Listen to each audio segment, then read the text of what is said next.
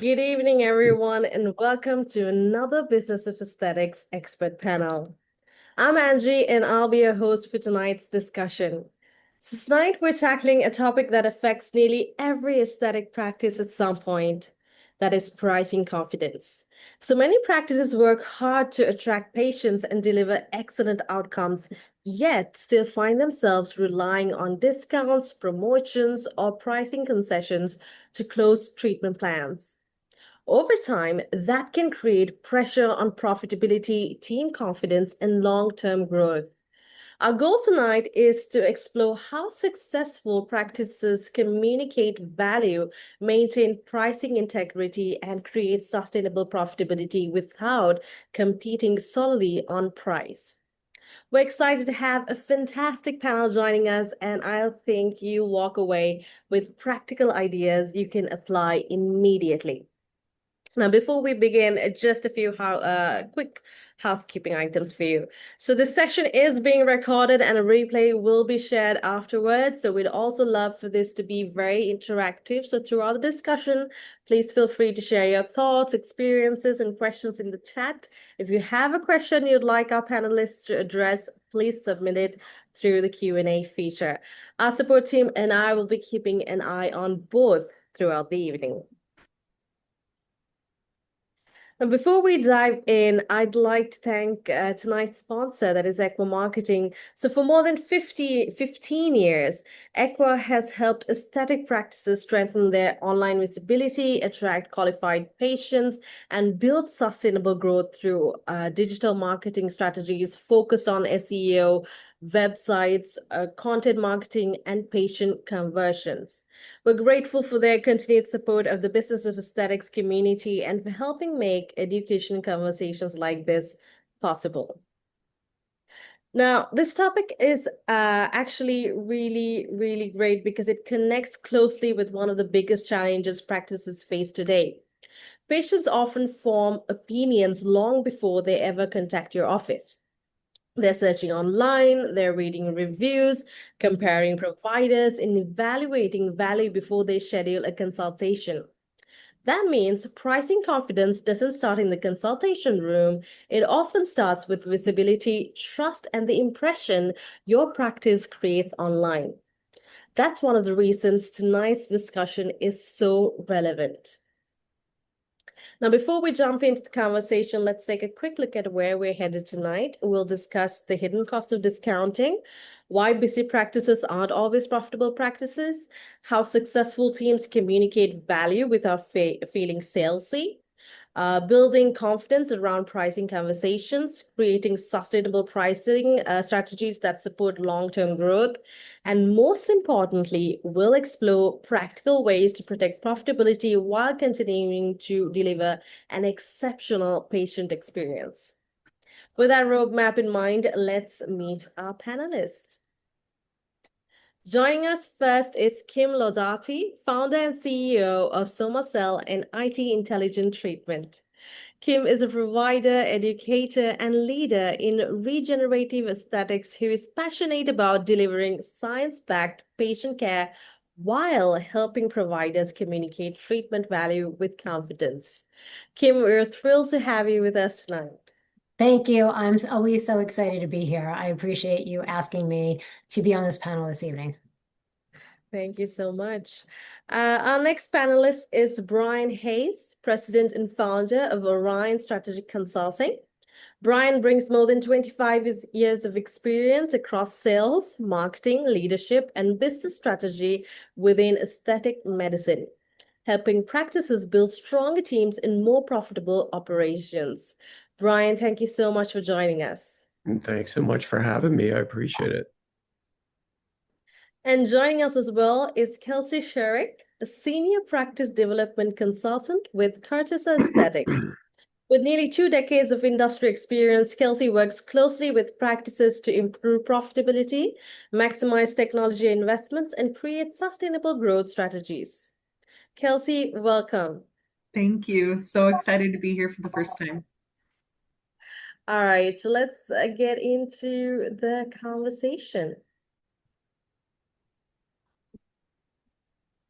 Brian, I'd like to start with something many practice owners can probably relate to.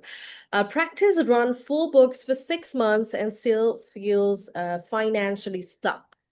What is actually happening to the margin when volume is high, but prices were set reactively? Yeah, that's a great question. That is a great way to start it off when we're talking about pricing. And while the conversation tonight's about pricing, I think it's important to answer this that I start and touch on strategy first. Because simply put, strategy is your long-term goals, the vision for your practice, and your strategy determines your priorities and ultimately how you set your pricing. And if I oversimplify in the interest of time, we could categorize all the business models available into essentially two core categories. One is focused on lower volume of patients or customers, high touch, premium pricing. The other model is more high volume, lower touch, typically lower pricing. So you can think of it as having a full schedule of patients, let's say 10 patients who each generate $1,000 for the practice, or having a day with two patients who each generate $5,000 for the practice. And most aesthetic practices, in my experience, tend to focus on patient volume and focusing on full schedules. And their pricing reflects that. And it works, but the challenge is it's overly focused on top line revenue. And we're seeing many practices lower their pricing or adjust it in some way to try to maintain that volume or those full schedules. At the same time, operating costs are rising. And so this leads to the worst case scenario where costs are rising, revenues are dropping, and ultimately that leads to an erosion of profit margins. So in summary, the high volume transactional model can work in our industry, but it's getting harder to make this successful. And practices that follow this model really need to focus on controlling the cost side if they can't control the pricing side. Otherwise, the pricing's unsustainable and it's going to be difficult. What are some warning signs that a practice is busy but not truly profitable? Usually one of the early warning signs is that they use pricing tactically. So they have their pricing set, but then the schedule starts to get light, or they're doing a consultation with a patient and that patient maybe wants to think about it or give some thought and maybe pushes back on the pricing a bit. And so they make an adjustment to make sure that they don't have an open spot in the schedule. So really at the heart of it, it's prioritizing the schedule over the profitability of the practice. That's great. Kim, let's shift from a pricing strategy to team behavior for a bit. Do you allow team members to drop prices? And if so, when and are there guidelines set in place to do so?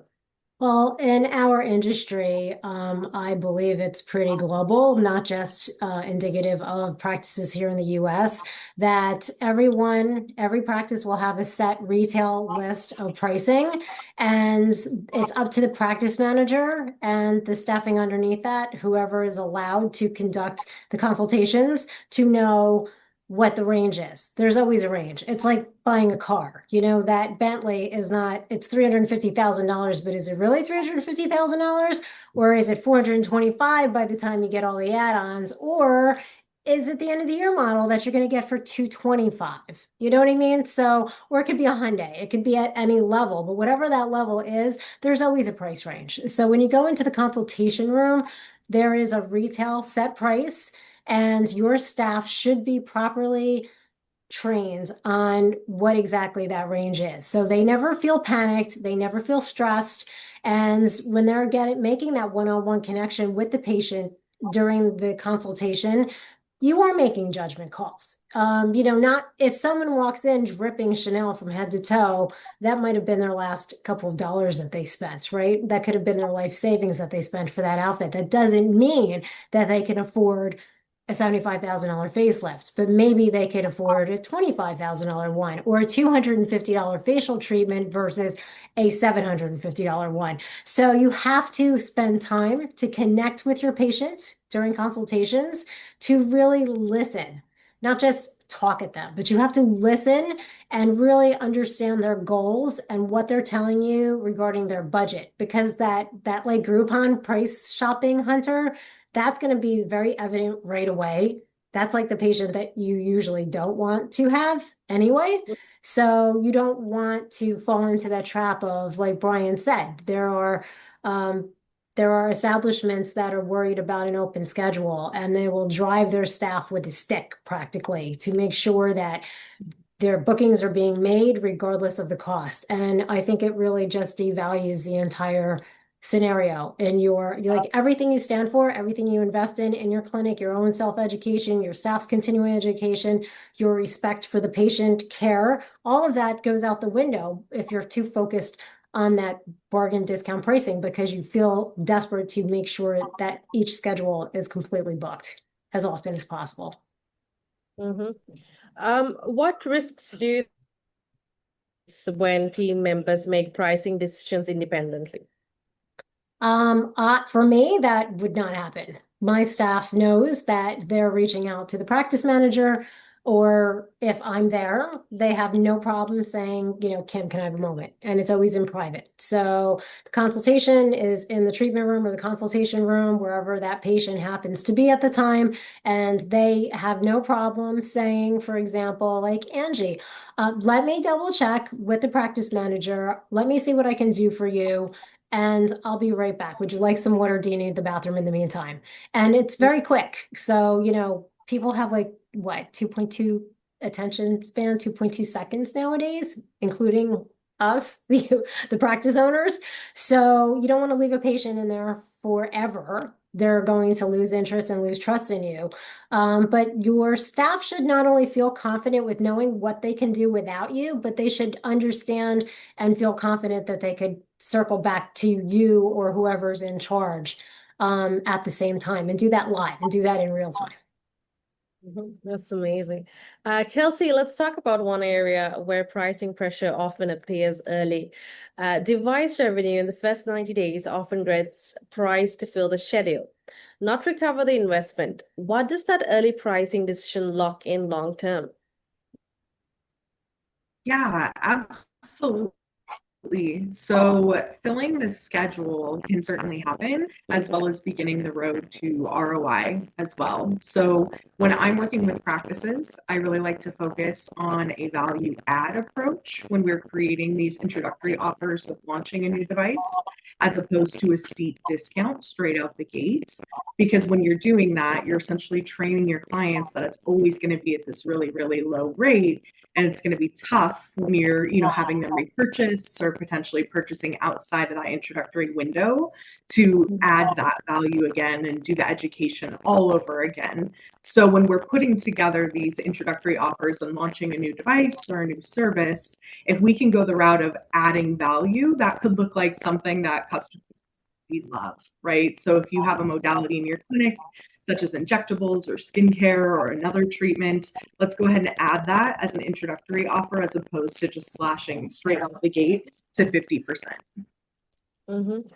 What mistakes do you see practices make most often when launching a new device? One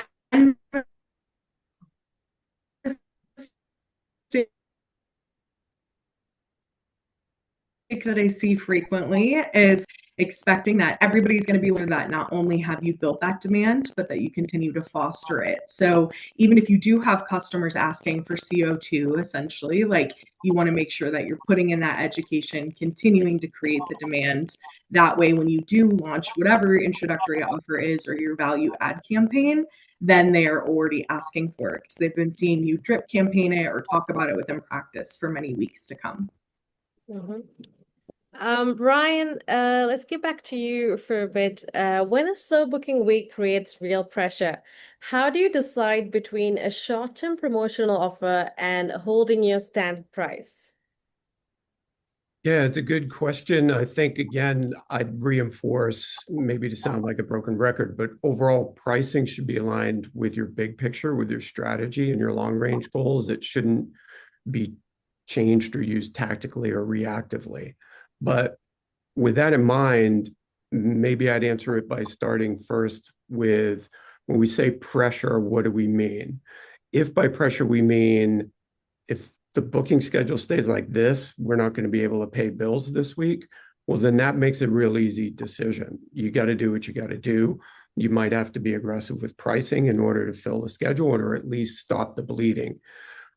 But you have to recognize that that is a very short-term fix, and ultimately there are bigger challenges going on that you're going to need to address at some point. If by pressure we mean that there are challenges and it's uncomfortable and we're concerned, is this a trend or just a slow week? Is it a bigger picture issue or just isolated? Then the answer to that really is to start by looking at your overall revenue generation process from end to end. So starting with what's happening with our contacts, are our contact levels and numbers changing at all? How about our leads? What about our consultations? Are we doing as many consultations? What's our conversion rate? What about our rebooking and retention rate? So end-to-end process. Ultimately, if you have a clearly defined process, the answer should be in there somewhere. And so, for example, let's say that you review your process and you realize that maybe one of your lead sources somehow dried up and you're not getting the normal number of leads there. Well, obviously that points you in the direction that this isn't a pricing issue. This is a isolated marketing issue and you need to figure that out. Unfortunately, a lot of the practices I speak with, particularly med spas, don't have a clear end-to-end process. And if you don't track all those details consistently and monitor them, then really you're guessing. And that leads us to really changing pricing to try and move the needle. And unfortunately, there's good news and bad news. If you change the pricing in the short term and it moves the needle and it fills the schedule, well, the good news is you've solved the short-term problem, but you have bigger challenges. Because what it's telling you is, to many of the discussion points that Kim and Kelsey have both shared, your patients are missing your value. They're really seeing you as a transaction. And when you change the pricing, the volume changes accordingly. And so you can use this in the short term, but what you have to understand is if you keep repeating this, ultimately you're going to cause harm to your margins. And as I mentioned earlier, if your business strategy is focused exclusively or primarily on keeping the schedule full, then you need to be more aggressive, likely with your pricing, but it's also critical that you can control costs. And if you can't, then ultimately you're going to sacrifice profitability. Mm-hmm. Kim, I'd like to bring you into the conversation as well. Do promotions ever create challenges from the patient expectation side? Absolutely. So, like Brian and Kelsey both pointed out, anytime you're going to lock in a deep discount, those new patients, quite frankly, do expect to stay there. And it could take years before you could even slowly raise up your pricing on that same exact treatment to get them even close to that retail. So I have to say, Brian, Kelsey, I love everything you were saying because IT Intelligent Treatment is my elevated longevity and regenerative aesthetic clinic. But originally, when I first opened on my own in 2010, I worked under Kim Ladati Skincare. I had 4 treatment rooms in Manhattan with a staff of 8 that were booked out 3 to 4 months in advance. I myself was mainly working out of a plastic surgeon's office in the Upper East Side, performing laser services there, and also booked out anywhere from 2 to 4 months in advance. And my business model at the time was like, we're going to beautify the whole world one face at a time. And we're very aggressively priced. And problems, my staff made a lot of money. The patients were wildly happy. We had like the greatest consistent reviews. And at the end of every week, I was like, where's all my money? Because you pay the bills, like Brian said, and like Kelsey was saying, you have your devices you have to pay for, you're paying your rent, you're paying your insurance, you're paying for everything, and the prices of your supplies keeps going up and up. And if you're providing super top quality, like the uppermost quality in everything from your skincare products to, whatever disposables you're using, and you're not skimping on any point, it's virtually impossible, especially in a big city, to maintain that. So I don't know if Brian and Kelsey both agree with that, but for Yeah. me, it was like a death knell. I was many years in, and I was like, I can't do this anymore. I know everybody loves us, but I have to change this. Business model is killing me, and literally I've seen other practices go bankrupt even though they were wildly busy. And I like picked my head up at an opportune moment to be able to change my entire clinic structure and business structure before that happened to me. But it's pretty wild to be that much in demand and to have like no money in the bank at the end of every week. You're just like, what is happening here? But it's real. It does happen. Hmm. Kelsey, what is your perspective maybe on promotions around devices and treatment packages? Absolutely. So, something that changed for us in my previous practice before I moved over to this space was we were very injectable heavy, and the injectors were great. They had a good reputation, beautiful results, but we had a lot of devices that the clinic had already invested in that were just sitting there and essentially were expensive paperweights, if you will. They weren't generating any revenue. We were lucky if we were making the payment.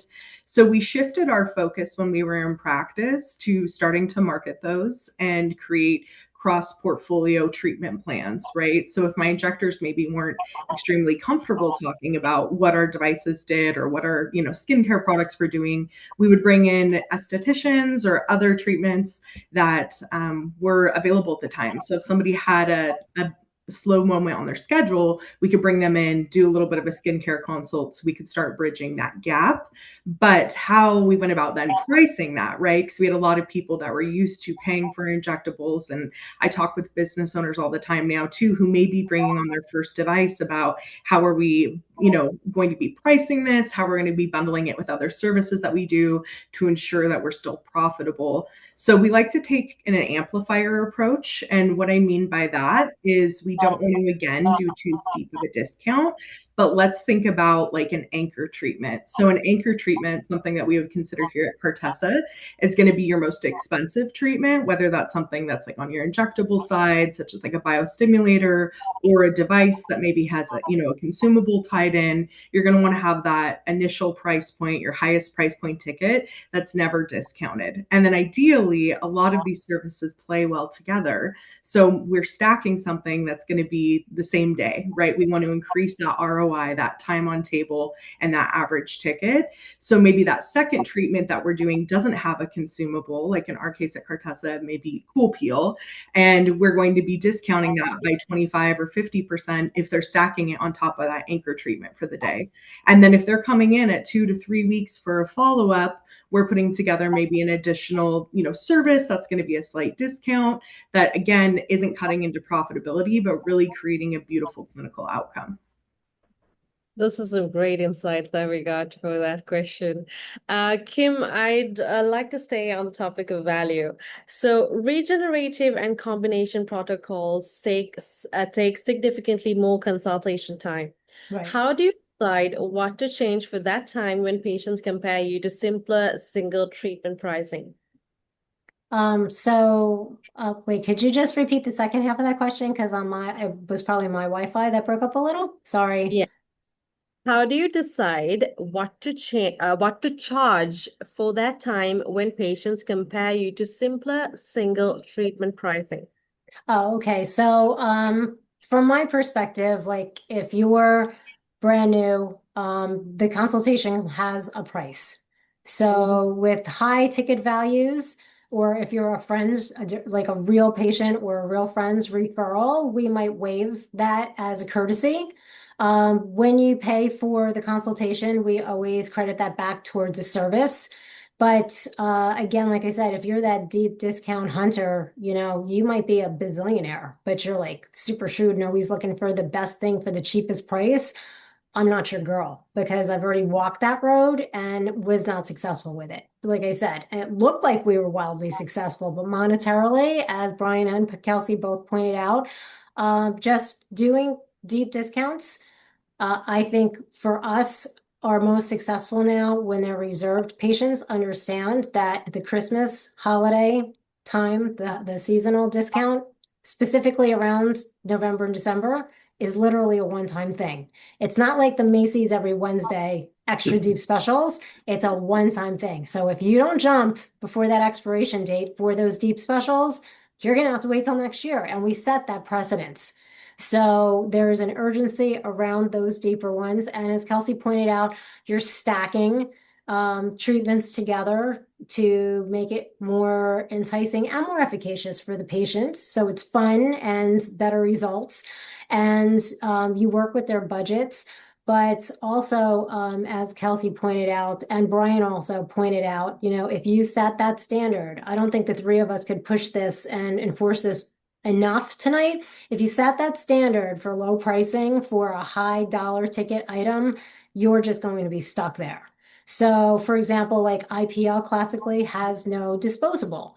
So, in IPL treatments, you could maybe like let's make a deal at certain times for certain holidays or their birthday month or whatever, and you feel pretty good about that. But there are other ones with single-use disposables, that high dollar ticket item, that you should keep it up there. And I personally, if you had to force a number out of me, I would say never go below 20% off your retail, because by the time you pay all your bills and pay for that single-use disposable, you might be really busy, but you're not going to have a lot of profit. And when you see that lack of ROI, it can really actually kind of suck the life out of your spirit and the passion that you and your staff have for work. Like you're coming to work and it's like jumping in the hamster wheel instead of being really excited about being there. Mm-mm-mm. For sure. That's great.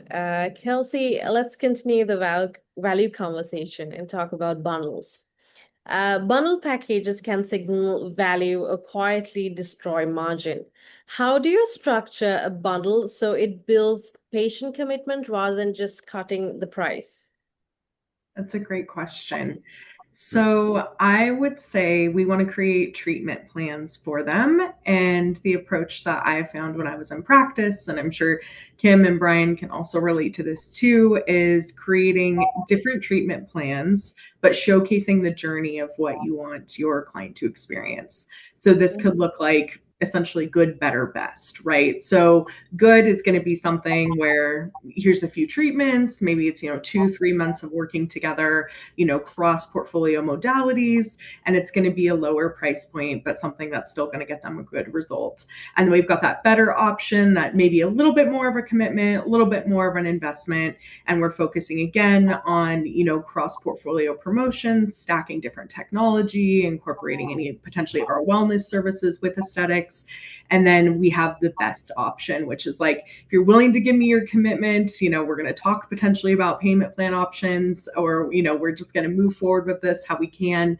We're going to give you the world, that ideal outcome. And we may be working together across 9-12 months, whatever that patient journey could look like. So really being strategic in regards to what we're stacking, what the patient is asking for, but not just stopping for what they're asking for, but showing the possibility and making sure, again, we've all touched on this, Kim, Brian, that we're not discounting too heavily in this, that we're more adding value. And when we are discounting, it's being strategic as opposed to things that have a consumable or something that's, high on our end. We want to make sure that potentially we're discounting from something that can be stacked onto another treatment or something that doesn't have a consumable, but is still going to give a good outcome and also make that patient feel good as well. Kelsey, Kim. Kim, do you see a patient behavior change when packages are structured well? Absolutely. And again, like I'm loving this panel because it's just like everything that Brian and Kelsey are saying resonates with me in specific throughout my entire career. It's like the pitfalls. They're going to save the viewers a lot of pitfalls that I had to like claw my way through. But no, packages absolutely. And like has been pointed out a few times by all of us this evening, there's things like each practice should look at their menu of services and say, okay, I know as an owner, it's going to cost me X amount of dollars for my staff to be in that treatment room to perform a dermaplaning. But in all reality, the dermaplaning with the top dermaplaning supply company in the country, it's going to cost you about $5 in supplies. So that is a great value add where you could be like, hey, if you're going to do your hydrofacial and you're not contraindicated for your birthday month, you're going to get a complimentary dermaplaning, full service. It's going to be added together. You can book them together that month, or you could have actually two separate treatments. And it depends, like if it doesn't resonate for you as an owner, don't make it two separate treatments. Only make it that stacked one appointment. And patients love that. And don't fall into, I've seen Kelsey and Brian recently from the educator side. A lot of practices, unfortunately, are like, oh, well, we're going to give away the hydrofacial treatment. Even if it's not the hydrofacial name brand, no Mhm. matter what brand it is, the professional solutions are not inexpensive and your tips are not inexpensive. So while it seems like an easy giveaway, oh my goodness, the overhead will destroy your ROI pretty quickly. So I'm like, please don't do that.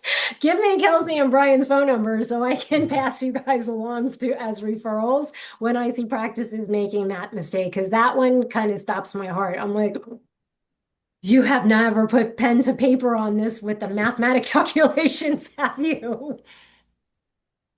Ryan, anything you'd like to add? No, I mean, I'm not going to add a lot of value to it. I just completely agree.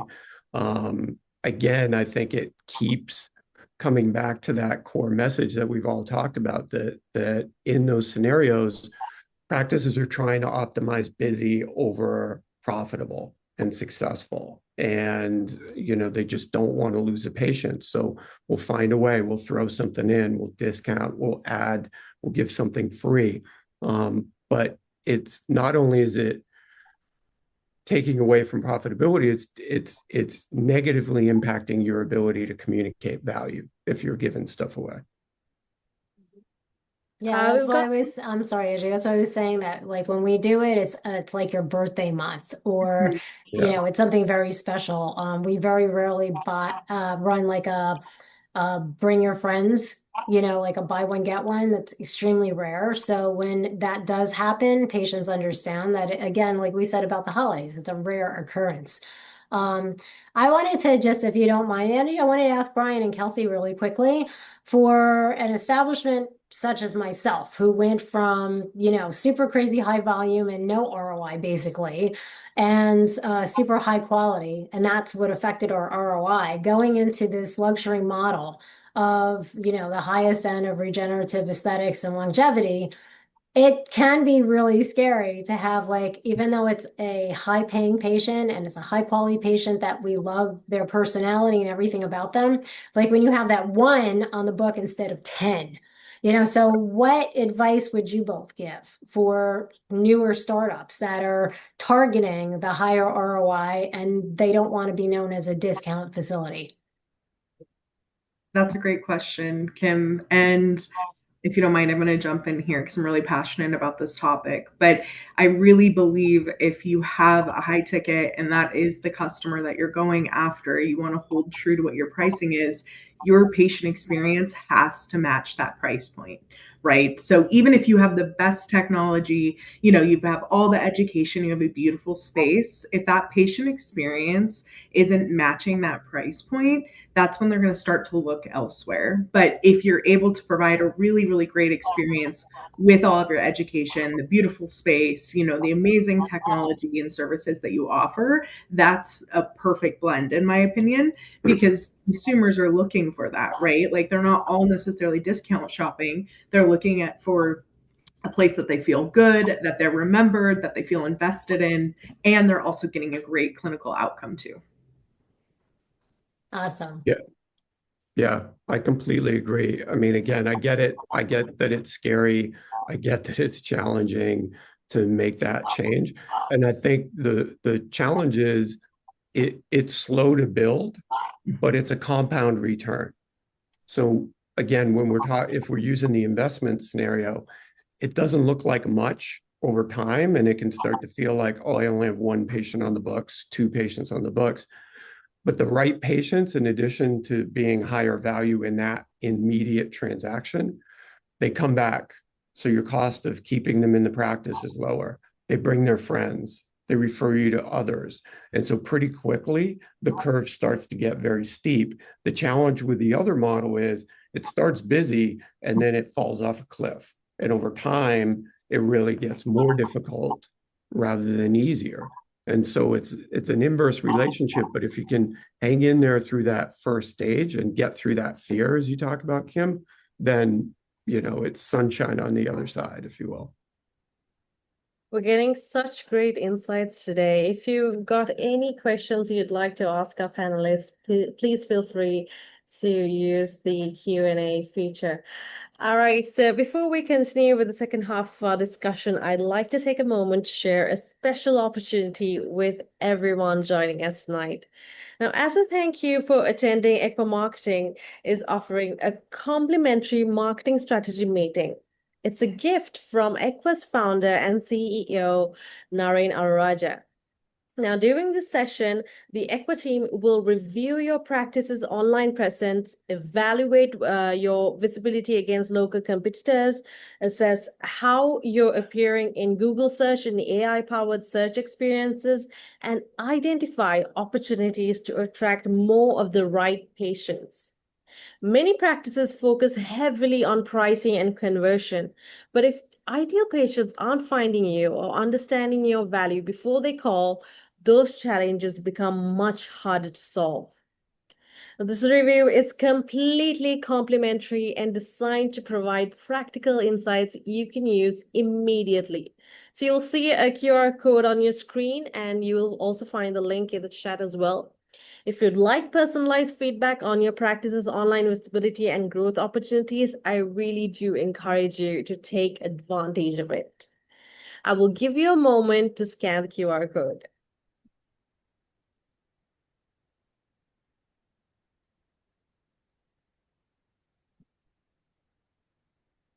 All right, so let's get back into the conversation. Brian, one of the themes that we've touched on throughout tonight's discussion is how value is communicated or sometimes lost during the patient journey. Walk us through what happens in your practice between the moment a clinical assessment ends and the moment a patient hears the treatment investment figure. Where does value most often get lost? Yeah, that's a great question. I think it's important to understand that a lot of times practice owners or providers will look at that interaction and feel like the value got lost immediately right there. Once I brought up a price, oh, they rejected a number, et cetera.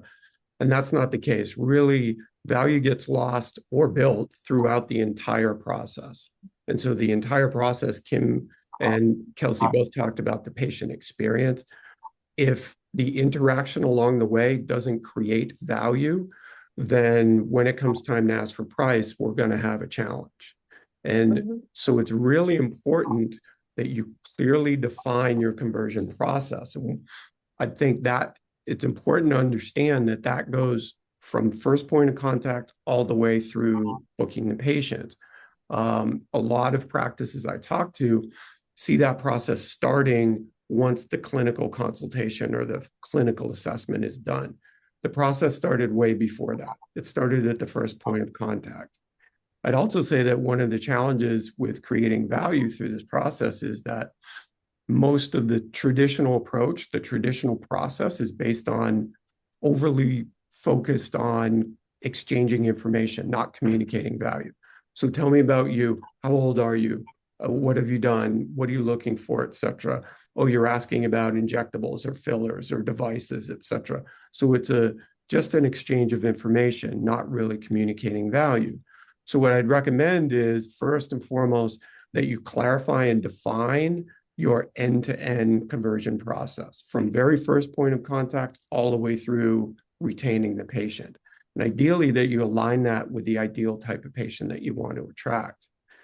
And in particular, I'd mention that it's really important that that first contact stands out. I'm hearing a lot in conferences and webinars and other panels about speed to lead and response times. And maybe that's coming from Alex Hormozy. Speed to lead is important. Of course, you have to respond quickly. But if you're focused on quality patients, it's the quality of that response that's more important than speed. Yes, you have to be quick, but if the only reason a patient responds to you is because you were first to respond, you're probably talking to a transactional patient who wants the cheapest price. So first contact has to stand out. And then as you go through the process, it really needs to balance between communicating facts and information and connecting with the emotional journey of the patient. And this can be a challenge for a lot of providers. It's understandable. You're medically trained, you want to have a clinical conversation. But there's lots of data and research that we all make decisions based on emotion first, and then we justify it with logic and fact and data. So you really need to have your conversion process connect and engage with patients. Both Kim and Kelsey spoke about this, about connecting with the patient. Tell me more about you. Why do you want this? What's your journey? Because the patient's not calling you because they want Botox or fillers. They're calling you because they're going to start dating again after a divorce. They're going to go to their daughter's wedding, etc. So having a process that connects with the patient, makes them feel heard, and communicates starting with their ultimate outcome, and then talks about the facts of how you're going to get them there. And that includes more about your how than your what. So how do you do things? What's the most important part? Is it what's inside the syringe, this is my syringe, or the person holding the syringe? So you really need to be able to clarify that. Ultimately, at the end, I'd share that value is subjective. We don't all value the same things. And there are plenty of patients that just aren't going to value what you offer. If someone pushes back ultimately on your pricing, there are lots of micro reasons, but ultimately I'd say there's only two reasons why. Number one, you presented it to the wrong patient being they just want the cheapest stuff at the cheapest price. Or you're communicating to the right patient, but we really didn't take the time to communicate what makes us special and valuable. And figure out which one of those the issue is. Ultimately, communicating value is about alignment being a patient who values what we do that makes us special, and you communicating that at a right level. If you do that well, then closing business and communicating premium and maintaining premium pricing is a pretty natural thing. We've got a question from Denise. We'll get to you, Denise, during the Q&A audience, and we'll get back to that question as well that you're referring to. Getting back to you, Brian, is there one point in the process where practices unintentionally lose momentum with patients? Yeah, I think in the middle of the process, even if they create a great experience, ultimately, of course, you have to talk about the clinical aspect and the details. But it can't lose sight of the emotional reasons behind the patient making these decisions. And so what I find, again, is we shift focus between an exchange of information. Again, it's understandable. The patient doesn't know in every case what questions to ask. So they might be asking about what toxin do you use? How many units do you think I'll need, et cetera. But all of those questions focus the conversation on the product or the procedure you're doing, not really the ultimate value that you're delivering, which is more about what you do and how you approach it, and connecting and making sure that you can deliver that value for the patient. So the conversations tend to, over time, get overly too heavily focused on clinical or details or product specific. And I'm not saying that that doesn't need to be discussed, but you do need to bring it back to the emotional aspect for those patients. Kim, let's talk about one of the most common phrases providers hear during a consultation. When a patient says, "This is more than I expected," what does a well-prepared team member say in the next 10 seconds before any price discussion happens? You want to reiterate the value of what it is you're presenting. So, and then also offer an alternative or say, if it's going to be in a 10-second thing, you want to reiterate the value of what it is. And if you could fit it in a quick why, right? This is valuable because of this. And if it truly is out of your budget, we do have alternatives that I can suggest for you. So that way they're being heard. They don't feel like they're being railroaded into something that maybe they honestly can't afford. Maybe they're not just a regular bargain hunter and they feel like they're understood. So, like Brian was saying, and like Kelsey had stressed earlier as well, you have to build that rapport. And it's not a game. You're literally here because we love to help people and we want to help enrich their lives. And it's a beautiful thing that we get to profit from it. So you want to jump into that relationship as quickly as possible. This is not like the person that you're going to date for the next 7 years. You're looking to get married by the end of 12 months, maybe. You want this patient with you for life.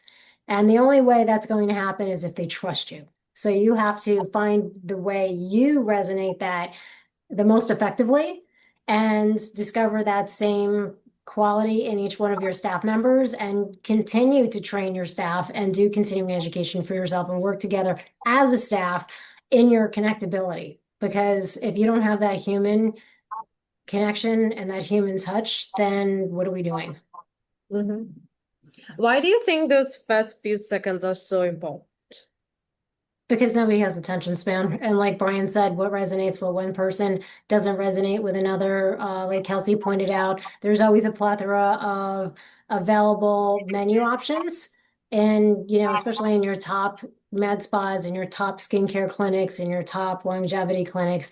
And it should be like that because there's no one-stop shop for the human body when it comes to anything physical or even emotional, right? One therapist is not going to be able to treat 10 people that walk through the door. Maybe 5 of those people didn't click with that person and they'll go someplace else.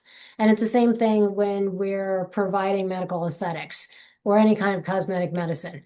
So I firmly have always stood on that human relationship. For example, I train my staff to make sure that they need to make a patient note. It's not in the SOAP notes, it's separate in our booking system where, like Kelsey said, and Brian pointed out, are you recently divorced? And they're short notes. Everything is like bullet point. It's not a big book, right? It's very easy for the esthetician or the nurse or the doctor to be able to track this and make sense to the next person reading it if it's a different therapist. So maybe recently divorced, maybe just had a baby, maybe the partner just had a baby or an anniversary, somebody graduated, somebody passed away, whatever it is, or they lost a lot of weight, and they're wildly happy about their body. Whatever that journey is, as those things are unfolding throughout your time with this patient month by month, you need to make note of that because the first thing I'll do is welcome you like, hey, Angie, on your second appointment, I'm going to remind you, hey, I'm a hugger. So, hey, Angie, great to see you. And I give you a hug. And my staff, unless they really, really know the patient, doesn't go that far. But they're very welcoming. They'll definitely they stand up, they don't just sit behind the reception, offer you water, offer you the bathroom right away. How's your day been? And give you a compliment because so few of us, when we're in busy lifestyles, like compliments don't seem to come the way they used 2 years ago, right? People are afraid for sexual harassment or whatever it is. But I'm like, Angie, I love your shirt. Oh my goodness. Your hair, Kelsey, amazing. Brian, your skin looks extra bright today. Although I'm going to make it look even better. Whatever it is, make it honest. It has to be an honest compliment and engage and remember, because I think in this day of digitality, in this digital world we live in, we're losing track of human connection rapidly, like in an alarming rate. And it's only going to get worse as technology jumps forward. So anytime somebody could remember something about me, it's like, whoa, what a great instant feeling of warmth. That is so important. I believe a lot of practices should keep that in mind. Kelsey, many pricing conversations actually begin before a patient ever walks through the door. So a prospective patient calls, names a lower price they found online, and the front desk goes quiet. Who in that practice feels the consequence of that silence and when? My favorite. Well, the immediate consequences felt by the front desk who potentially feels uncomfortable or stumped Mhm. if they don't have the right tools to answer. And ultimately, the practice overall, depending on how that conversation goes, right? Are we still able to have a rebuttal in place where we can get them to convert to a consultation, or are we stumbling that conversation and now they've called somebody else because they're continuing to price shop? And my career actually started at the front desk. So I'm well versed in these conversations and what they can look like and what they can look like when they go awry. But I think that oftentimes practice managers, owners forget how important it is to equip your front desk with talk tracks and elevator pitches. They don't need to be the expert in everything. They just need to know enough and then really be able to credential the treatment and your practice and your providers. So a phrase we often said in practice was, we're not the most expensive, but we're also not the cheapest. And this is why we price our treatments this way, our Botox this way, and go on about, the education that's poured in, or the fact that you have a doctor injecting, or whatever it is that makes you stand out. So just these little tricks and tips and being able to equip the front desk, especially in the age of AI, if you will, companies oftentimes provide talk tracks and elevator pitches for you to use, regarding their specific products. And you can always have Chat GPT or Claude help you out, and always be a second set of eyes to make sure that information's accurate. But Brian, have you seen practices successfully coach their teams through those conversations? Yeah, I have. They can, but I would say that again, they have to be as focused as, let's say, Kim just described earlier of how she approaches her practice with her patients. And as Kelsey shared, if the leaders of the practice can clearly communicate to the teams, even before the details of the talk tracks and the scripting, et cetera, the big picture of this is what we do here. And I love Kelsey's point of we're not the least expensive, we're not the most expensive, but giving the team perspective from a big picture down of this is what we do here. This is how we really create and deliver value to our patients, and then start to coach them up and move from there. I'd say, unfortunately, though, I find a lot of practices tend to look to a very quick fix. So, for example, they'll take a script or a talk track, which is great, but they leave it at that. So they'll give it to the team. Here you go, ready, set, go. And we won't follow back up, and we won't coach through it, and we won't work through it with team to get their skill sets up.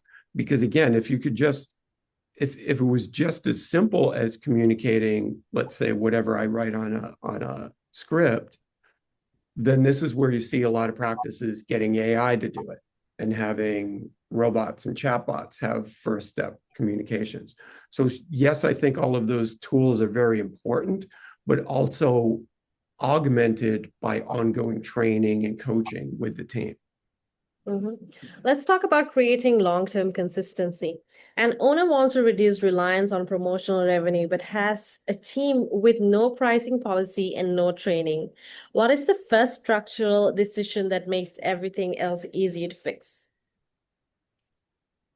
You're asking me, Angie? Yeah. Just so again, to sound like a broken record, I'd start at the top. I'd start with strategy. So again, your structure is going to follow your strategy. So by that, I mean, first, simple questions that are easy to ask, but hard to answer sometimes. Who do we serve? Who is our patient? Both Kim and Kelsey talked about it. We can't serve everyone. We can treat everyone. We're clinically capable of treating everyone, but we have to define who these patients are that we can serve best. And it goes beyond demographics or age or even economic profile. But what do they like? What do they value? Do they value service and connection and experience, or they just want the cheapest stuff at the cheapest price? So we have to define who we serve and who we don't. And we have to be able then with that to understand and communicate what makes us special and how do we serve these patients in a unique way. Once you have that, we can start to build the structure. That will lead to our pricing. So now we could start to set our pricing based on that, who we serve, how we serve them, what makes us special. We'll set our pricing. Then we define our process. So assuming that these are the types of patients that we want, we define our end-to-end process. What happens first? When the phone rings, who answers? Then what? Then what happens? Then what happens?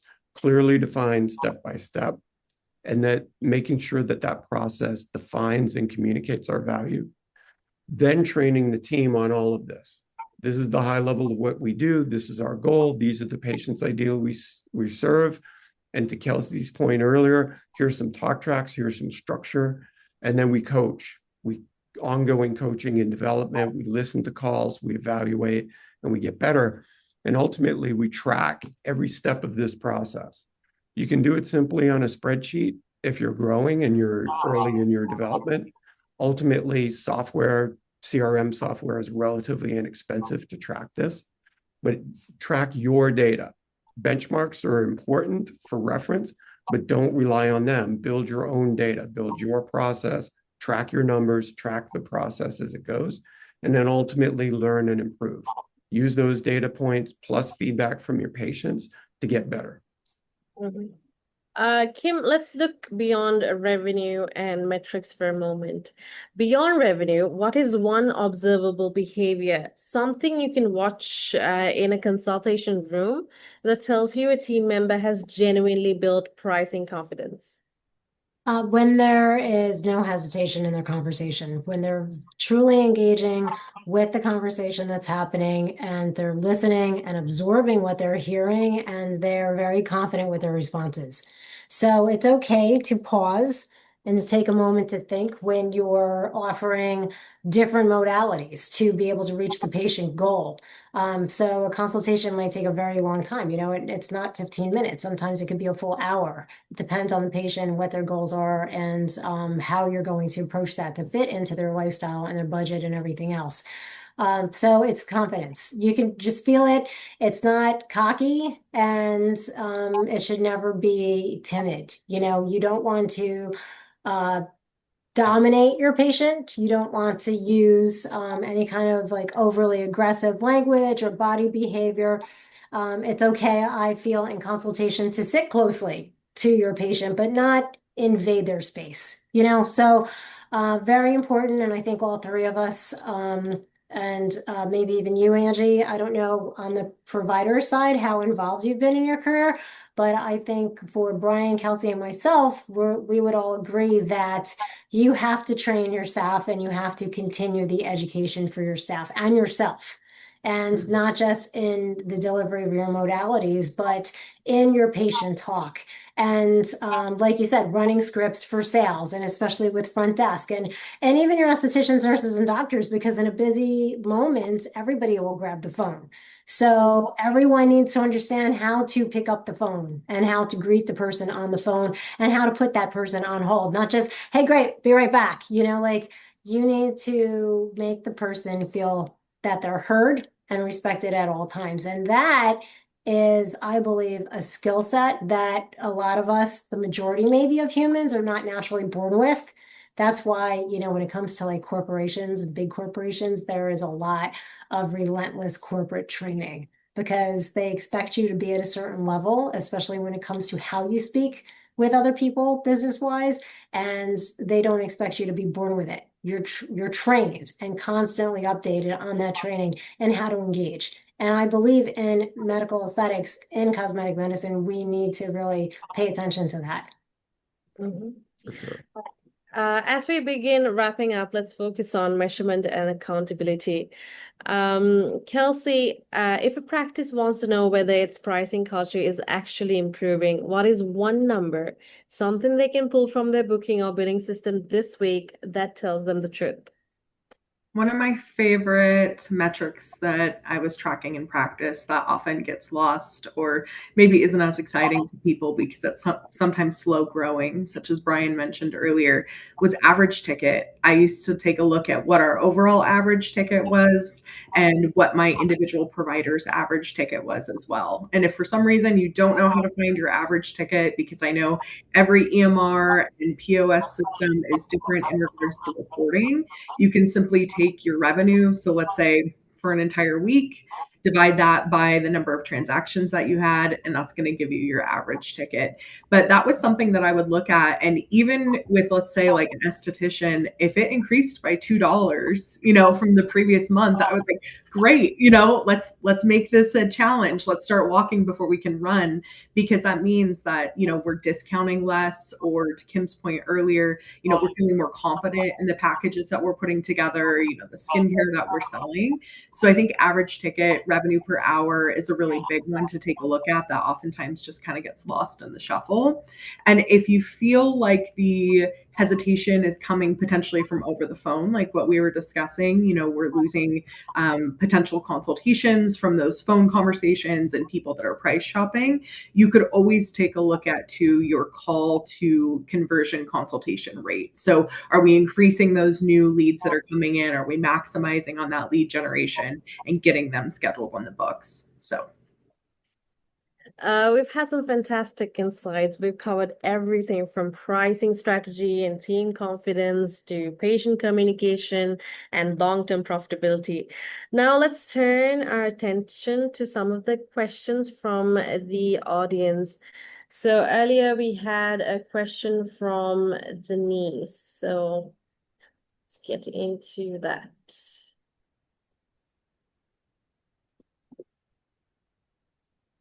Okay, 1 minute.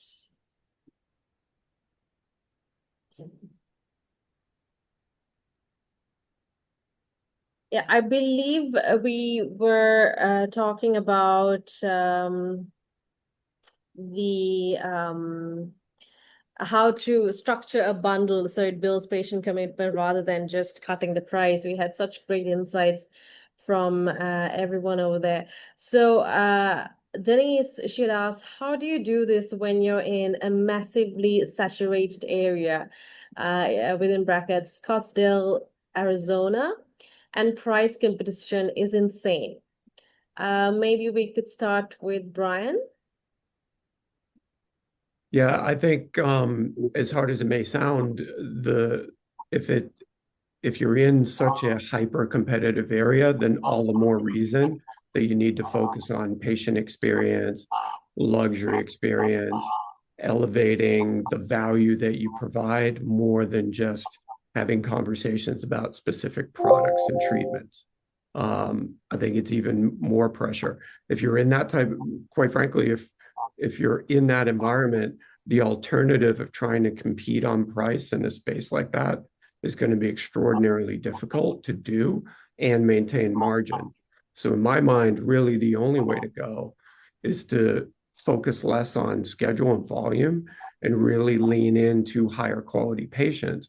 You probably already have, if you've been in practice a bit, some patients that really stand out that, oh, if I had 100 of these in my practice every week, it'd be phenomenal.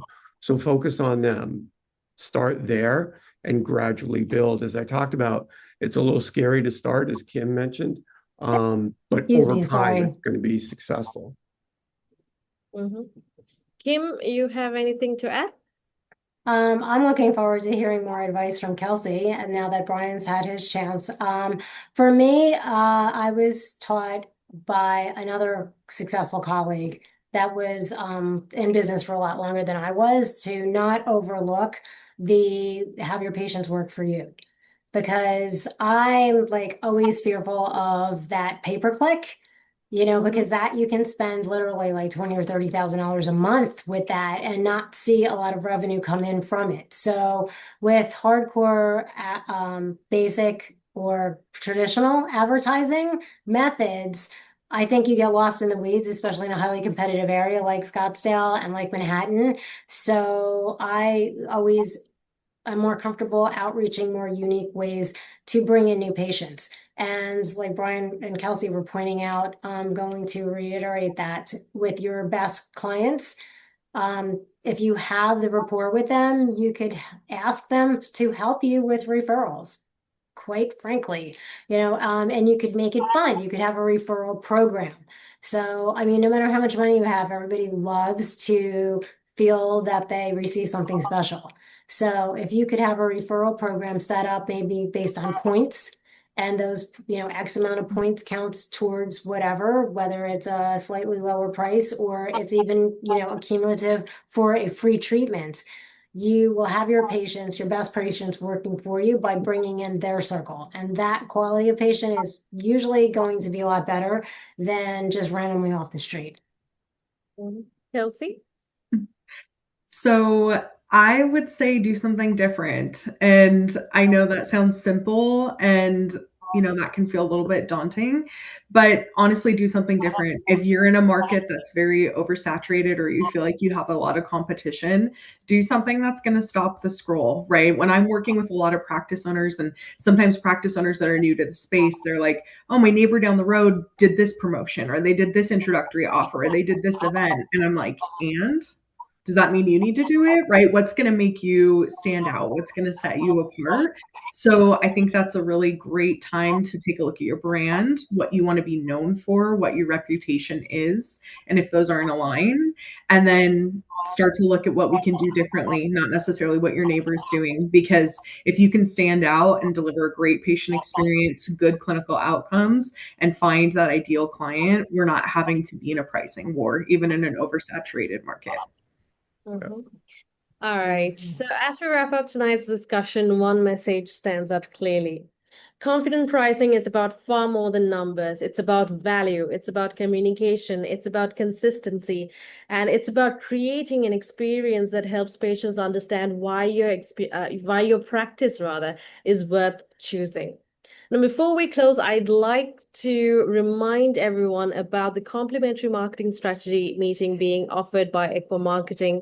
If you'd like personalized insights into your practice's online visibility, patient acquisition opportunities, competitive positioning, and overall digital marketing strategy, I encourage you to take advantage of this opportunity.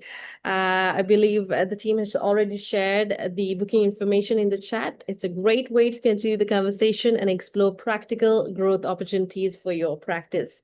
So, a huge thank you to Kim, Brian, and Kelsey for sharing their expertise, experience, and insights with us this evening. We also want to thank Equa Marketing for sponsoring tonight's event and supporting the business of aesthetics community. And finally, thank you to everyone who joined us and contributed to the discussion. As you exit the webinar, please take a moment to complete the feedback survey that will just pop up in your screen right after I end this webinar. Your feedback helps us continue creating conversations that are relevant, practical, and valuable for aesthetic practice owners and teams. I'm Angie, and on behalf of Business of Aesthetics, thank you for spending part of your evening with us.